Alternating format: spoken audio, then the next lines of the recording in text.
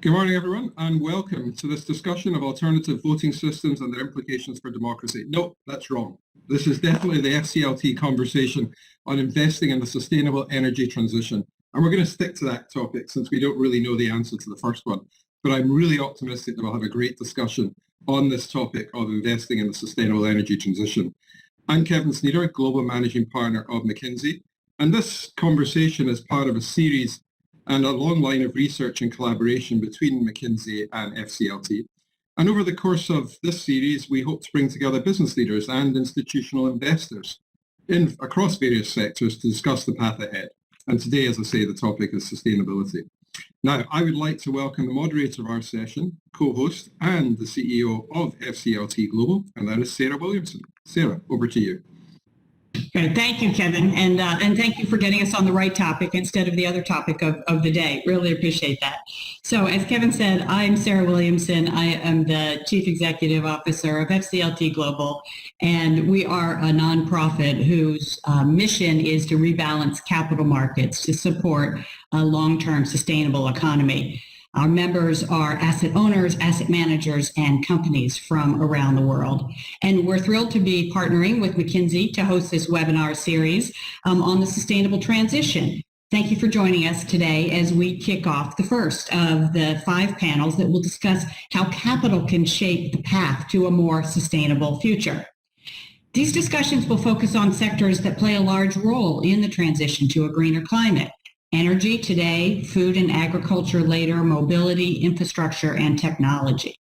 And we know that while the outcome of the presidential election may also have an impact, the trajectory of climate change will depend greatly on the actions taken by the global business community in the coming years. And a key component of reducing emissions will be the transition of carbon-intensive industries to a more sustainable business models. However, foundational transformation can be difficult for leaders faced with short-term pressures, and investors will be critical partners in supporting a sustainable transition. So today, we'll discuss how energy companies in particular consider the transition to lower carbon business models and how engagement and partnership with long-term investors is vital for success. We're excited to welcome you to this important discussion and hope to answer these important questions. We look forward to insight from our guests, who I'll introduce now. Larry Fink is the founder, chairman, and chief executive officer of BlackRock, Inc. Under his leadership, the firm has grown into a global leader in investment management, risk management, and advisory services for institutional and retail clients. Larry was instrumental in the founding of FCLT Global and has been a strategic advisor with FCLT Global since 2016. So welcome, Larry. Bernard Looney is the Chief Executive Officer of BP, and he was appointed to that role this last February. He previously ran BP's upstream business from 2016 and has been a member of the company's executive management team since 2010. In this role, he led access into new countries, created innovative new business models, and encouraged BP to lead on the methane detection methods, as well as driving sustainable emission reductions. And BP is a longtime member of FCLT Global. And Kevin, who you've already met, is the global managing partner of McKinsey Company, our co-host in this series. Based in Hong Kong, Kevin joined McKinsey in London in 1989, and Kevin's been involved in research efforts on global economic and business trends, productivity growth, and innovation in China and Asia, as well as gender and diversity. He's also the vice chair of FCLT Global's board of directors. So thank you all so much for being here today. What we're going to do is really try to go through a number of questions. We've received a number of questions from participants, so we've tried to weave those into the questions that we're going to discuss.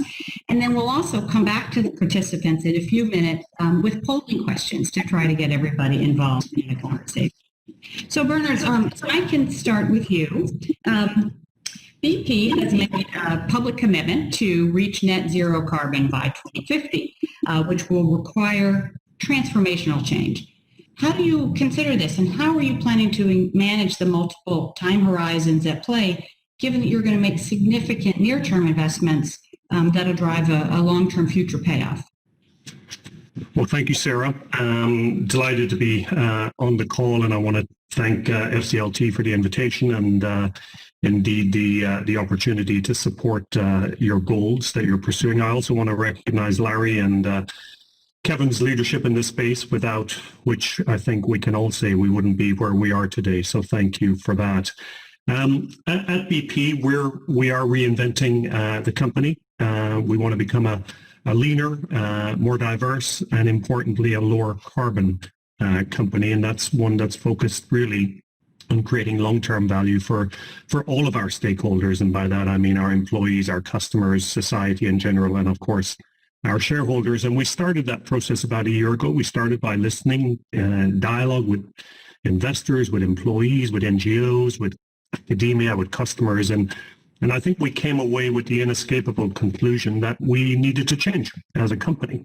And we needed to change for two reasons.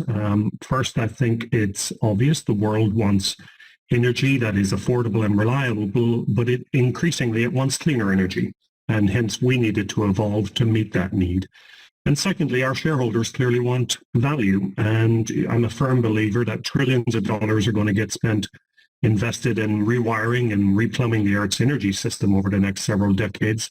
And we see a tremendous business opportunity for BP in that regard. So we've set out a new ambition, which, as you said, is to be net zero by 2050. We said to do that, we're going to have to reinvent our company. So we're restructuring it, probably the biggest reorganization in its history.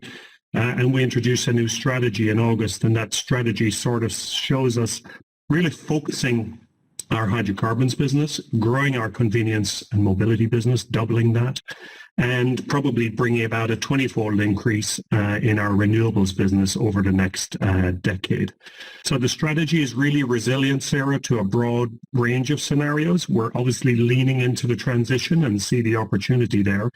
And in many ways, the strategy is not dependent really on outcomes of specific events like elections or whatever it is that we want to focus on, and is really about leaning into this transition for the future and trying our best to create value for the multitude of stakeholders that we interact with. It's a terrific long-term focus, which of course is what we think about here at FCLT. And Larry, let me turn to you. You've obviously been a strong proponent of thinking long-term for a long time. How do you and BlackRock evaluate a company that's going through this type of major transition and making, a lot of significant short-term investments in pursuit of this kind of long-term goal? Well, thank you, Sarah. It's great to be on a panel with Bernard and Kevin again. First of all, I don't do any of the judgments. That's not my role. Thank goodness. We have a whole team that's doing it. We have the largest corporate stewardship team in the investable world. I think how Kevin framed the journey that, Bernard talked about the BP journey is how we are thinking about it for every company. I know many people are frustrated that we may be giving companies more time. With some companies, we are losing our patience. But because of our scale of our corporate stewardship team, we're more engaged with more companies. And I do believe we are making a huge difference in terms of that engagement in those conversations. And I think we are moving more and more companies than we ever did towards those objectives.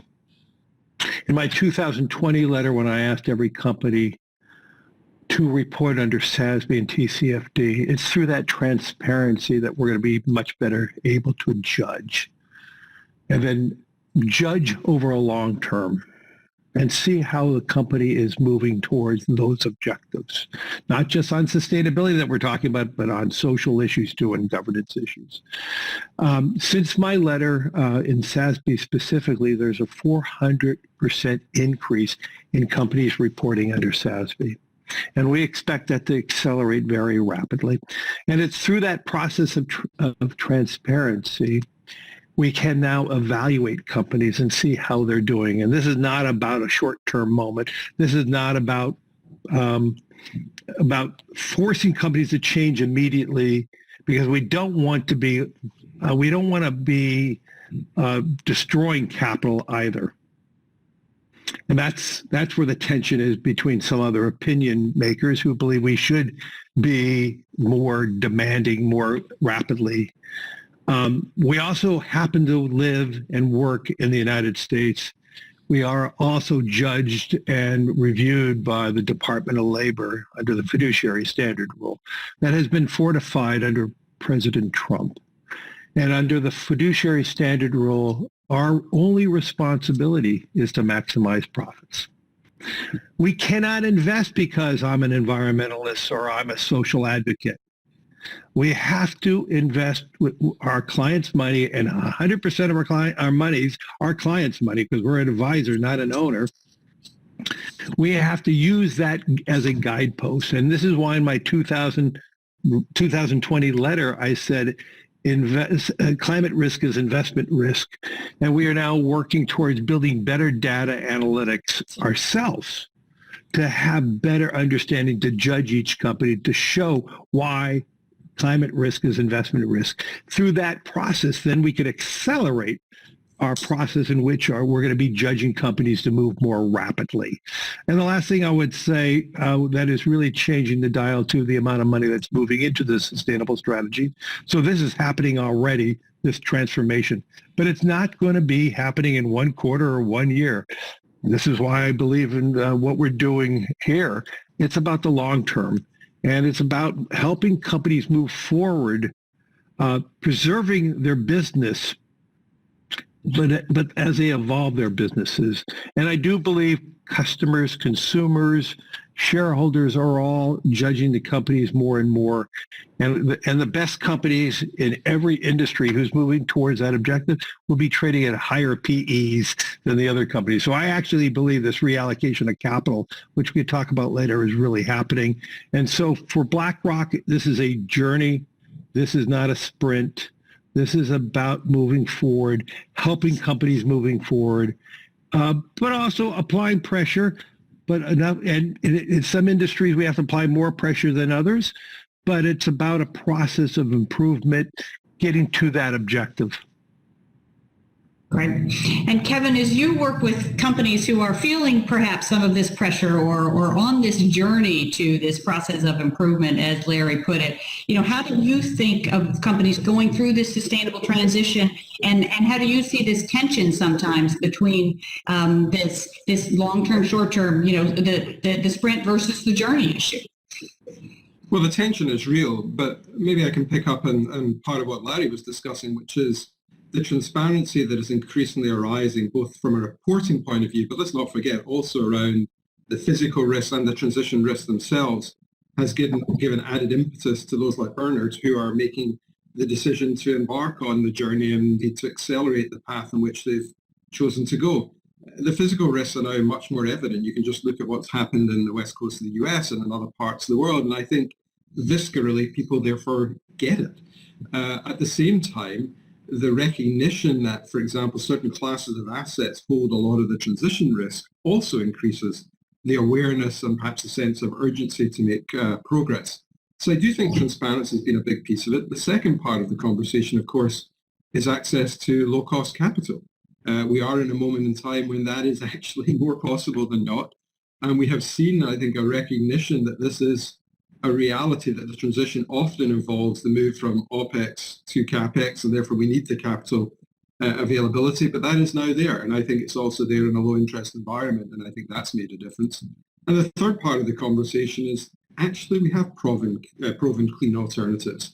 And as awareness and accessibility to those and the costs move, and we could get into the cost of solar capacity, et cetera, and how that's changed, that's also given added momentum. So I think this journey is one that both has several factors that have become more apparent.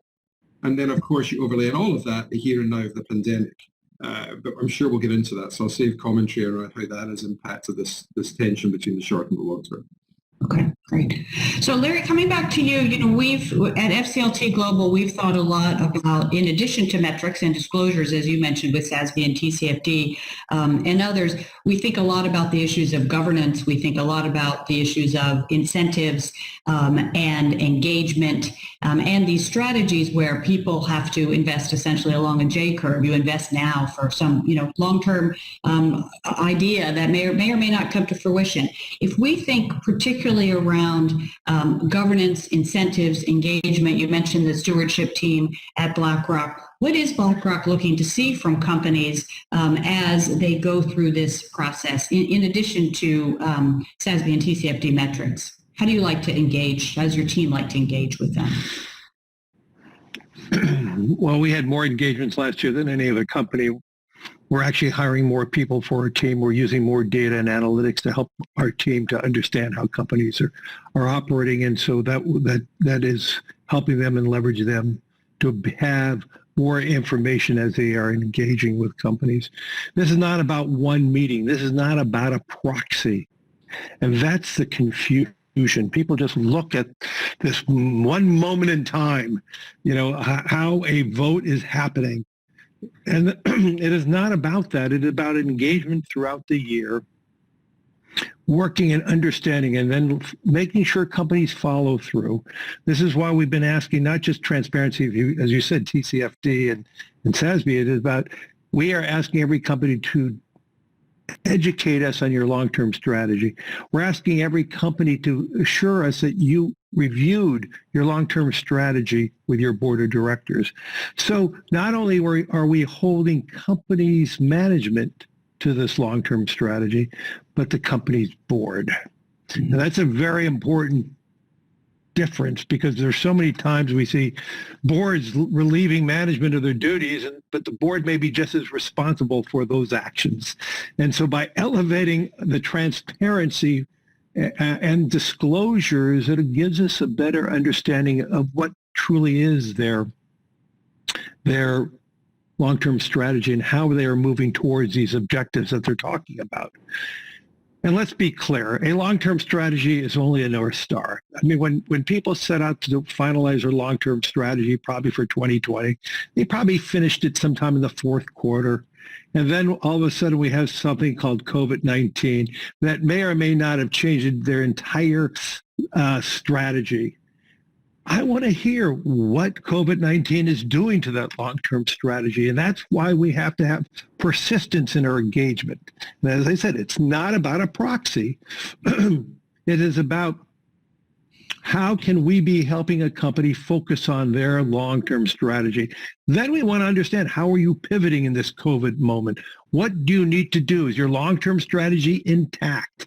If so, how are you going to mitigate these short-term pressures that you may see? For some industries, COVID has been a blessing in terms of their businesses. I don't mean that, I should not have used the word blessing, but it enhanced their business. And we want to understand, does that accelerate your long-term strategy where you're taking it? And so it's through the persistence of engagement. It's working with management and their board, understanding how they're trying to achieve their long-term strategy, which, through that process, we will agree with them or disagree with it, and we will work with them. So all of it is about that engagement. And this is why I committed years ago building out the largest pool of people in our corporate stewardship team. And we're continuing to add to that team so we can have better granularity and understanding of the companies. As I said, this is not about a proxy.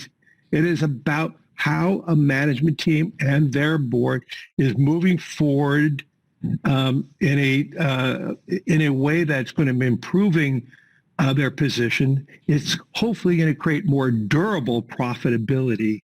It is we're going to understand better how they're moving towards a more sustainable strategy in terms of their positioning in carbon and other metrics. And we also want to understand, how are you focusing on diversity in your company and many other metrics. And so let's be clear, Sarah.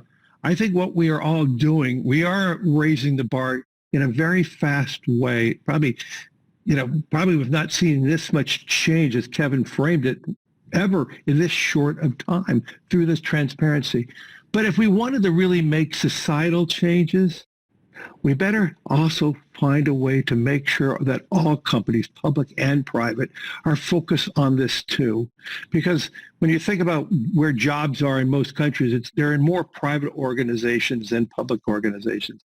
We will not accomplish what we're trying to do for the environment if we only get the responsibility out of the public companies. Now, obviously through metrics and what they're doing with their suppliers, that will be an angle to elevate it. But we need to be focused as a society in making sure we all participate in society in moving towards those objectives. Yeah, the private company point is so important because sometimes they sort of get forgotten because they're not in the public eye as BP or somebody who's publicly listed is so much in the public eye. So we're thinking about the private side much more these days at FCLT Global. So we'll come back on that one. That's really important. So Bernard, as you hear Larry talk about sort of how they engage and this desire to understand a long-term roadmap of where a company is going and what their strategy is, and then how they pivot when conditions change. What kind of reactions have you gotten from the range of investors on doing just that, on laying out that long-term strategy that you have, and then, of course, having to respond because of the COVID-19 pandemic? Are there things that have really worked with investors? Can you give us some pointers? Yeah, no, I think, engagement's a huge part of it. And Larry's organization is one of the organizations we spend a lot of time with. I think the feedback on our strategy, Sarah, has been broadly as follows. I think people, almost exclusively agree with the direction of travel. I think there's no question about that. I think people in general like the fact that they believe the vision is bold, and I think they believe that the world needs some bold solutions for some bold things to happen. So I think people like that. And of course, some want to be convinced. They want to be convinced we can actually execute on this because, as I've said before, and as Larry just mentioned, this isn't altruism. This is not about charity. We have shareholders who we have to create value for.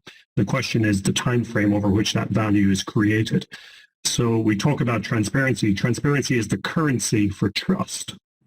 And this is what we need to do. We need to get on now, execute the strategy that we've laid out, be transparent with it so that people can see that we're actually doing what we said. And I have no doubt that in time, investors will be more and more convinced that this is something worthwhile and that can create value while being the right thing for the world. Very early on, Sarah, I was very clear that I think it's very hard in today's world to be a long-term, sustainable, successful company if you're going against the grain of society.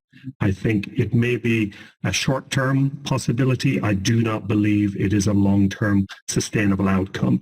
So I think we want to have a strategy that our staff are very highly engaged in, that they believe is the right thing, that they can talk to their families and friends and say they're proud to work for BP because we're actually leveraging what is a company that works in 70 or 80 countries around the world, has 6,500 engineers, 2,500 scientists. We build stuff, we operate stuff, we trade. And this energy transition is complex. I mean, we should not think that this is straightforward. But for a company like ours, we like complexity because actually that's where we play and we can add value through 111 years of energy markets experience. So it's exciting. It's not without challenge. And I think investors, as I say, like what they see. Some of them want to see evidence. You put yourself in their shoes. That's absolutely understandable. And our job as a management team, and as Larry says, as a board, is to crack on now, get on with the job day by day, quarter by quarter, execute on that strategy. And I have no doubt that in time, people will see that it is not alone just the right thing for the planet, but it is the right thing from a value creation perspective. And have you gotten very different responses from different kinds of investors? Sometimes people talk about the investment community as one amorphous group of people. But as we all know, there are indexed investors, there are active investors, there are very short-term investors, there is the sell side that sometimes has a different perspective. There are the financial media. Sometimes all of that gets put together in the investment community. How do you pull those apart and know which ones to listen to? How do you sort through that noise? Well, it's an important, my mother always taught me growing up that I have 2 ears and 1 mouth and I should use them in that proportion. I think that was general advice rather than advice just for me. But I think listening is important, clearly. But I will say one thing, Sarah. Investors have a wide range of views of what they think is the right thing to do. So I think it's very important to listen. It's particularly important, I would argue, to listen to those who have a different view and a different perspective, because you will learn something.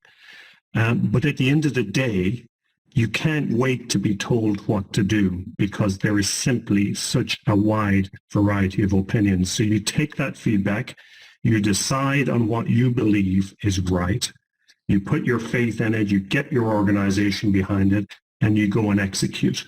And that is the reality, because I think someone did a survey on our strategy, and there were an equal number who thought it was too aggressive, not aggressive enough, and just about right. So I think we should listen to those who have different views so that we can improve. But equally, we can't wait necessarily to be told what to do. We have to take that, decide, go and execute. And obviously, we'll make mistakes along the way and we'll course correct. That's the nature of this. But I hope that gives you a sense of what we hear out there. Yeah, that's really helpful. And Kevin, as you think about companies that you're working with, listening to this range of opinions that Bernard talked about, both from within the investment community, but also across their many, many stakeholders, whether that's employees or their customers or government or the media broadly, how do you think about the importance of investors relative to those other stakeholders, and how do you get into that and situation rather than too much of to please this group or that group? Well, I mean, I think it's at one level, lead management is about how you manage trade-offs and how you lead in that context. But I think there is a growing, I don't want to use the word consensus, but there's certainly a sharpened awareness of this conversation. And therefore, I think the debate is moving on from a question of can we sit this one out to how do we act over what time frame? If it's a transition, how do we manage it, which it is. And if you think back a few months, it's not that long ago in January when there was a huge head of steam building up and people were very motivated. The pandemic hit, and understandably, the trade-off that's implicit in your question started to come up, and people, I think, rightly and understandably had other things to focus on. But here and now, the debate has returned with energy. Investors are returning with energy to the topic.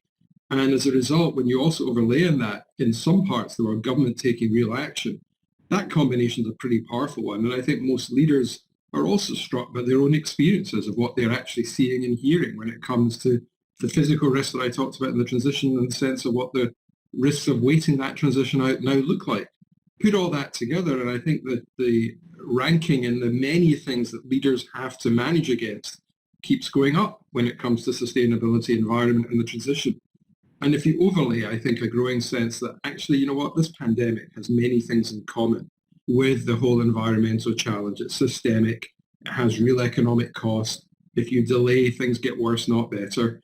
There are some basic steps one needs to take. That sort of messaging has also landed. As a result, I would say to you, I think in the list of trade-offs that you were implying from your question, this has gone right high. It's very high up. And as a result, I do believe we're seeing momentum, and we're seeing many leadership teams really engaged in a different way than they were perhaps even in January.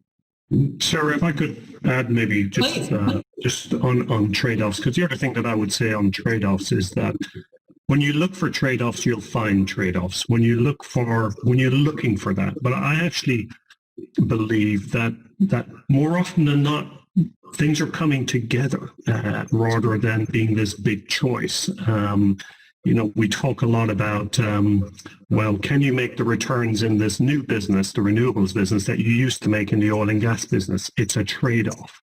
Well, actually, in whenever it was, it's March or April of this year, when oil is negative in Texas, BP is, through Lightsource BP, letting a 200 megawatt solar contract in Colorado, I think. and loads more people wanting to put that infrastructure in place. So I'd also encourage us to not always seek that trade-off and be looking for the pro and the con. I think if you step back long enough or far enough, sometimes these things are more aligned than they might first appear. And there doesn't have to be this big choice about, do I do what's right versus do I do what's right for now? I think this is coming together in a way which ought to make our jobs easier, and it's through the work of people like Larry and Kevin that is actually getting us there. So we need to go with it rather than constantly be questioning it, so to speak. Yeah, I think it's a terrific perspective, and thinking about the long time frames that obviously your businesses have and many businesses have, these things do come together, and thinking about they may not be Pollyannish about it, but that they're over time there's convergence. Clearly, as you said, it's hard to go against the grain of where society is going. Yeah. So Kevin, if I can come back to you, you said we can't sit this one out, right? This is, I think that conversation has sort of moved on. If we think a little bit more aspirationally, how do we, as a nonprofit organization, as an investment community, as business leaders, drive more companies to take that aspirational mindset, especially those ones that are in carbon-intensive industries, to try to do this transformative change that we're talking about this morning? Well, Stanley, I do think Bernard makes a vital point. So I would just double underscore, whatever the right phrase is, the false sense of trade-off, because I think inherent to answering your question is a belief that the trade-offs are getting fewer and fewer, and that the destination we're all seeking is one that we need to get to because actually it makes sense, and it makes economic sense. There's lots of work we and others have, and Larry certainly outlined, as to why that's the case. And the other thing to keep in mind in terms of answering your question directly is this is largely about accelerating technologies that in some way are already being deployed. There is, of course, a challenge associated with scaling. Other technologies are closer to the start of the journey, and I certainly defer to Bernard and others who understand this far better than I. Things like hydrogen and so on, we can all get excited about. But we can also get excited about the technologies that we have now. And I think part of the answer of, quote, getting started is make the most of what we've already got and understand its potential. The renewables that represent a significant proportion of new generation capacity make that more and more apparent.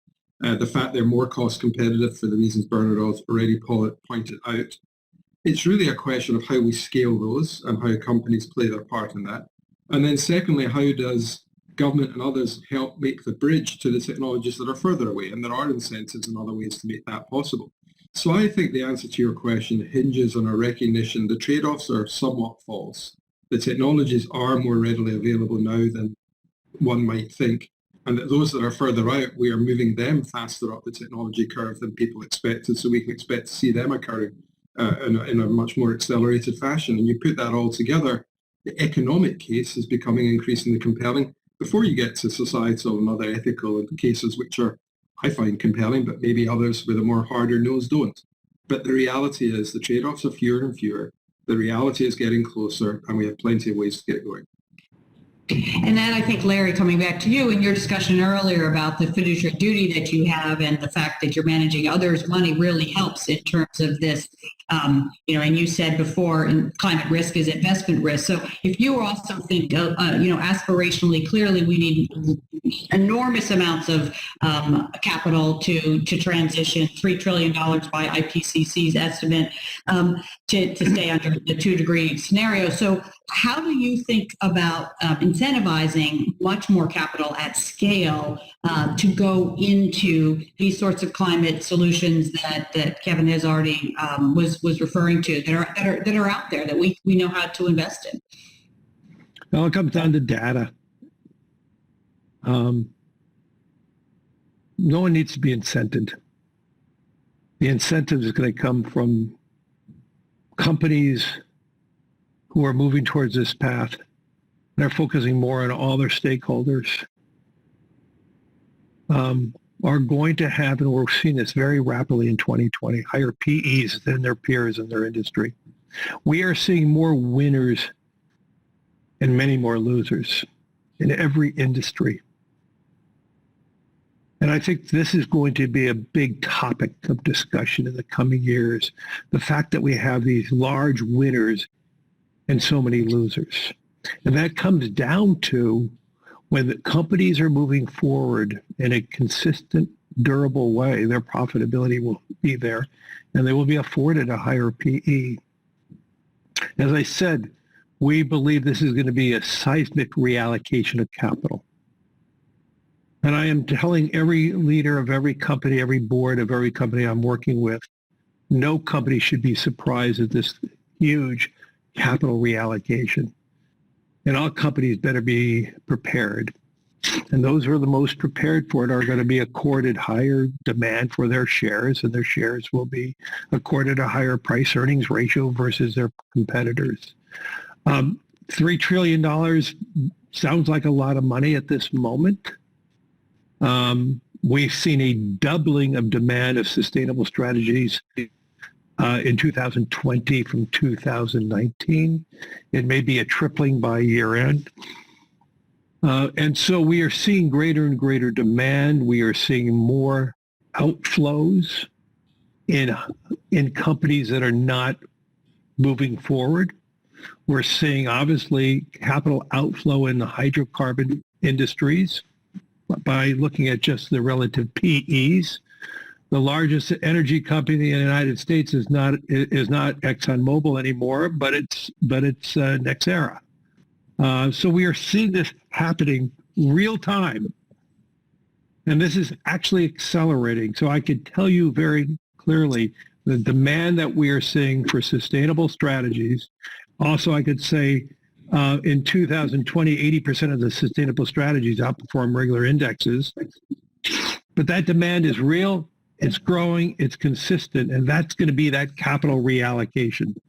As we've seen from climate change and physical impact from the climate change, we're seeing a reallocation of capital through higher reinsurance rates in those areas that are identified at higher risk. That's another reallocation of capital. We're seeing so much evidence now of this capital reallocation occurring. The insurance companies are demanding a higher risk premium for those areas that are having repeatable climate risk associated problems.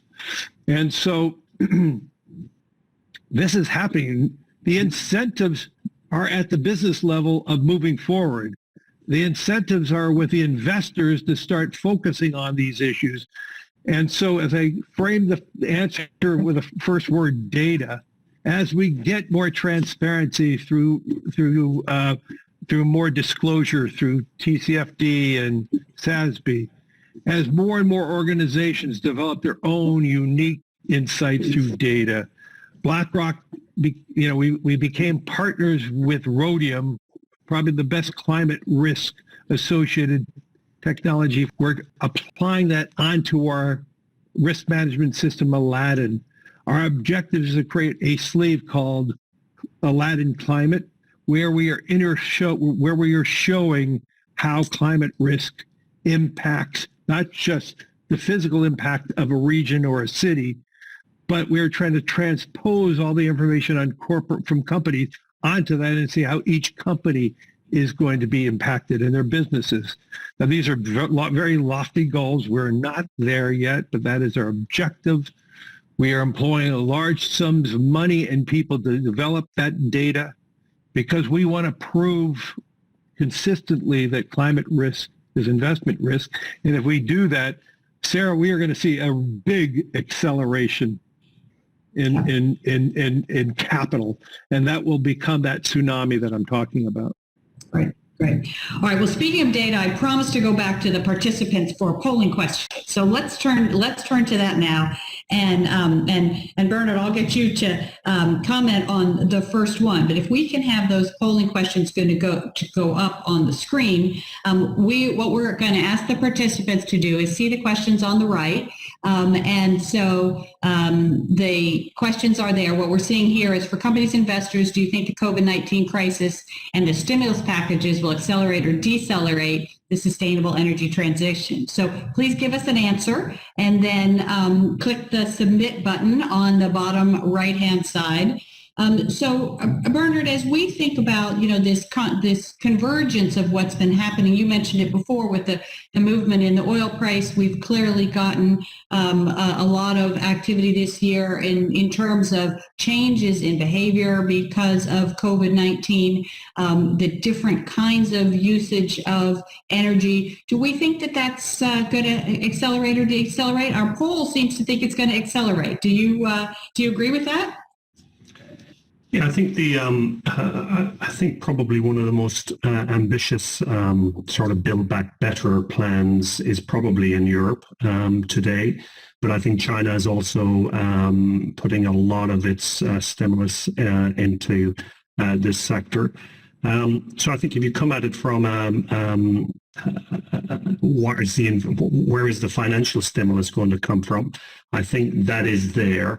But it won't just come from the financial stimulus. It will come from what society is asking for. And I agree with Kevin.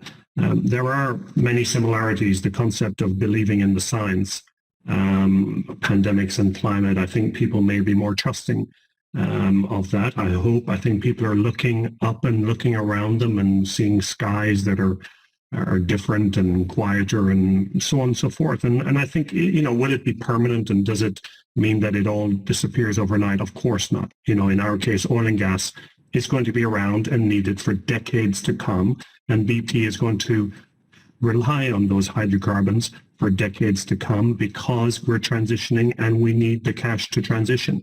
So it's not a flick the switch. There is no simple answer here of a light switch overnight. But I agree with the audience. I do believe it will accelerate. I think we should take that as some benefit from what the world is experiencing right now.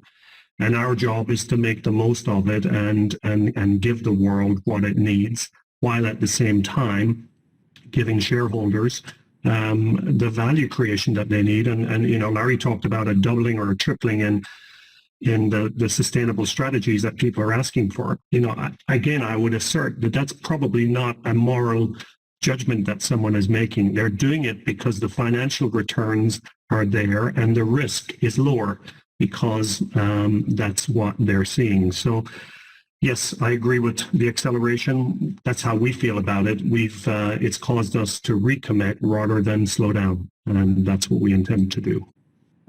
Great. All right. Thank you. All right. Let's go to the next polling question. See what our audience thinks about this one. And Kevin, I'll ask you to comment on this one. If we think about governments, do you think that the COVID-19 crisis will accelerate or decelerate the sustainable energy transition? So again, please give us an answer and click on the submit button. So clearly, as Kevin, you said a minute ago, governments have been dealing with this COVID-19 issue for the last, not quite a year, thinking about the things that they either needed to do or wish they had done in advance. It'll be interesting to see what our audience thinks, but it's also there. So they're back to our trade-off discussion. Some people think that that's going to distract from the sustainable energy transition, and some people think that will lead to lessons learned. So how would you like to think about accelerator and decelerate? It looks like our participants think it's going to accelerate that as well. Yeah, I just was looking at that. I think, it depends on which governments, but let's not get into that. But I think in truth, from a governmental point of view, there are obviously several forces at work. One force is they can see the bigger picture. You'd like to believe that they have seen the bigger picture of the cost of lack of preparedness for what many would argue was not a white swan but a black swan event. Hindsight's a wonderful thing.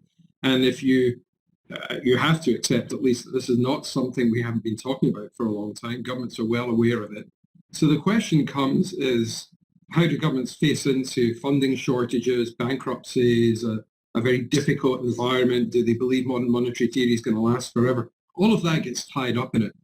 That said, I believe governments will recognize and are recognizing, you can certainly see it in Europe, that the ability to marry the economic benefits of this transition, and there are some. If you're going to be investing in infrastructure at the scale many of the governments have committed to do, then you might as well invest in good infrastructure that's going to be able to advance a green recovery. And I think we're seeing that particularly in the way in which investments in Europe are being tied to, or stimulus and support for investments in Europe by governments are being tied to environmental commitments. I think we will see that the investor pressure is also one that governments are aware of when it looks at the way they're thinking about their own finances. So I happen to believe that the combination of a recognition of the similarities between the pandemic and what we're going to face with the environment, a recognition of the economic case for investment, especially around long-term infrastructure, is good. And a third reality, which is actually, it's what their investors, it's what the bondholders, it's a lot of the pressures are also there for governments too.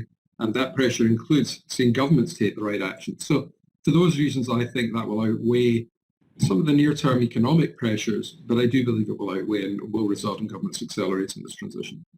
Great. Well, it sounds like the participants in our audience agree with you. All right, let us turn to our last polling question then. And Larry, I'll ask you to comment on this one. Obviously, FCLTGlobal was born out of the focusing capital on the long-term initiative. So we think a lot about capital in terms of the long-term future, but we also know that policy and technology drive change, and so we're interested in what the participants think is the most important here. As we think about the scale of long term versus short term, and as some of you know, our research has shown that in the financial crisis, which was another shock that we all went through, the longer term companies got hit harder, but then recovered much more quickly. In this one, we're seeing companies, as you all have said, perform better when they have that longer term mindset through this. So what do we think is really driving this system change? Capital, policy, technology going forward? Larry, how do you trade off those? It's like our participants are pretty equal among the three. I would agree with the participants there too. It cannot be done with just capital. You need policy, and we need advancements in technology, as Bernardo was talking about it earlier. We need, with technology, by lowering the cost of this transition, it makes it simpler and easier. And with technology, and if capital believes technology is going to encourage that transition faster, more capital will be applying to that. Capital will be placing more emphasis on policy. So it can't be done alone. It has to be done in conjunction of all three facets. It has to be done together.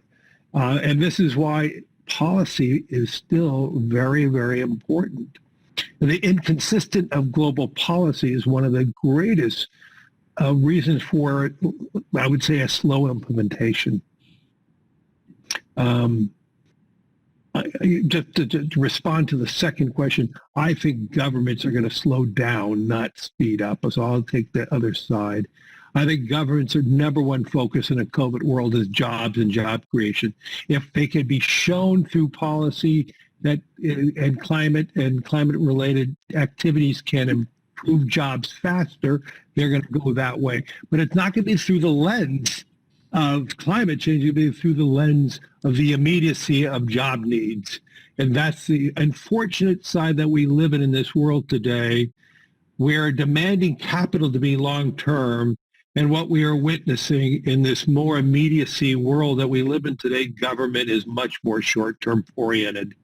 And the pressures of governmental leaders are intense now because of COVID. We capital users can maybe see beyond that. But when you have the pressures of job loss, when you have the pressures of income inequality, when you have all these pressures that are associated with COVID, and COVID has created more income inequalities, which like all recessions do, but because we've seen many industries doing well in this COVID world, but many industries have been virtually destroyed in this COVID world. That disjointed economy really creates a different focus and a right focus on government and government policy. How do we make capitalism more inclusive? And so I'd like to think that they're going to focus on climate, and climate could be the right answer to create jobs. But we all have to think about how do we create more inclusiveness? And if we don't do that, some of these other long-term ideas are never going to happen. And so I just don't think we're going to see government supporting this in the short run. But I think it's up to us to show everybody why this is important. If we could prove that this that as we move towards renewables, and that's a cheaper way of creating, let's say, electricity and energy, that will be the accelerant. But that's a capital thing. It's not a policy. It's capital and technology. And so we live in a very complex world. It's not so simple. In this very immediate world through the internet and the immediacy of everything and just in time, there are many just in time pressures that governmental officials have to face. And, in some respects, it's easier to focus on the long term, but if we don't focus on the short term also about the lack of equality, the issues we have and inequalities right now, we're not going to get to our long-term destination. Yeah, it's all about that balance. And I think what's so interesting is, in the work that we've done with McKinsey, we showed that if the short-term companies could have acted like the long-term companies through the 10 years up to 2015, we actually would have created 5 million more jobs in this country. And so perhaps there would be less inequality. So it's this balance. All right, I'm watching my clock, and I know we've only got less than 10 minutes left. So I'm going to ask everybody, we'll put away the polls. I think we're done with those. And we'll just one final question, if I can ask each of you to give just a couple of minutes on a sort of a big picture question. So we know that the next decade will probably seal our climate fate. And this near-term decisions, as you were talking about, Larry, and actions of both the public and the private sector will have enormous long-term consequences. We're making short-term decisions that are going to have a huge long-term impact. So what do you see as the critical path forward? What are the one or two, Kevin, I'm going to start with you. What are the one or two most important actions that companies, investors, or governments can take? Let's make it a lightning round. What can we do that would help us achieve the targets of the Paris Climate Accord? I'll go back to something I said earlier. Two things: accelerate the technologies that are already being deployed, and I think there are ways to do that. And secondly, scale the technologies that are closer to the start of the journey. And I think if we do those two things, a lot of progress can be achieved. But in the interest of brevity, those are the two I would pick. All right, that's great. Good, great for brevity. And Larry, what about you? What are a couple of things that you would pick? You could pick a couple of the most important things to get us to meet Paris. Well, I would agree with Kevin's response, but I would also say transparency and data. We, especially in the United States, with the rules that we have to live under, we have to make sure that we have the ability to show why climate risk is investment risk. And if we could do that, that will accelerate the tsunami of capital. Great.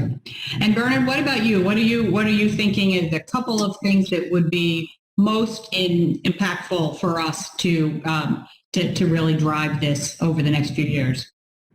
Maybe just looking at it from my own experience, Sarah, just two things. The first thing would be to focus on entities where, and it sounds very obvious because Paris is about driving emissions down. And at the end of the day, if entities, companies like ours, aren't driving their absolute emissions down, then that's not going to help the world. And there's so much, and as Larry's point, I think, about transparency and data, there's so much clouds in this space about intensities and efficiencies and this and that. At the end of the day, absolute emissions have to come down. That's the strategy we're pursuing.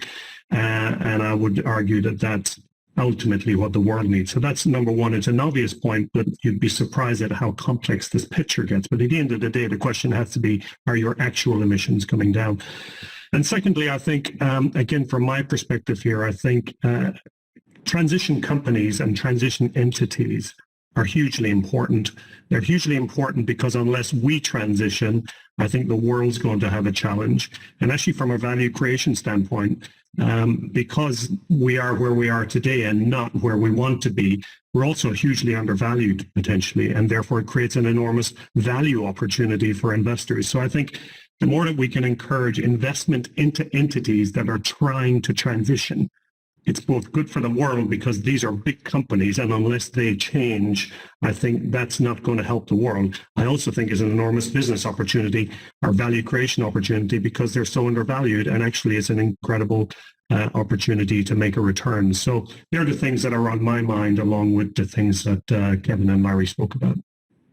Great. Okay. Well, we've heard a number of really interesting insights today. Some of the things I've heard about are, transparency and data, which drive trust, the enormous importance of this problem, and I think really importantly, the role that investors and companies can have working together through engagement, and just this opportunity. I mean, I think to all of your points, we have to sort of play defense here, because if we don't, we've got a problem. But there's also an enormous opportunity to go on the offense and to really get ahead of some of either competitors or other issues in the world, and really transform both the economy, jobs, and technology, and make some really interesting investment returns along the way. So I would love to thank you all for your participation today. We're doing a lot of work at FCLT Global, obviously, on this topic. We are thinking about access to capital, how the market is valuing climate-friendly investments, and are they really, how that's changing over time. We're thinking a lot about net zero portfolios and how do we get there, really operationalize those, and how do we develop new markets to channel perhaps liquid capital, large amounts of capital, into things that are maybe less liquid. So we know energy is a critical part of the climate transition. The other areas in our webinar series coming up that we mentioned that we're going to explore are food and agriculture, mobility, infrastructure, and technology. And then we're going to try to have a final session to wrap it up and pull it all together. So we really hope that you can join us for the full series. And as a final note, we would encourage you all to give us feedback. Go to the website, FCLTGlobal.org. Give us ideas, point us to research, anything that we can do. So mostly, I just want to thank Kevin, Larry, and Bernard for participating in this panel. Thank you to McKinsey for joining us and putting on this series. And again, thanks so much for your commitment to this issue and for your time today. Thank you. Thank you, Sarah. Bye-bye. Bye.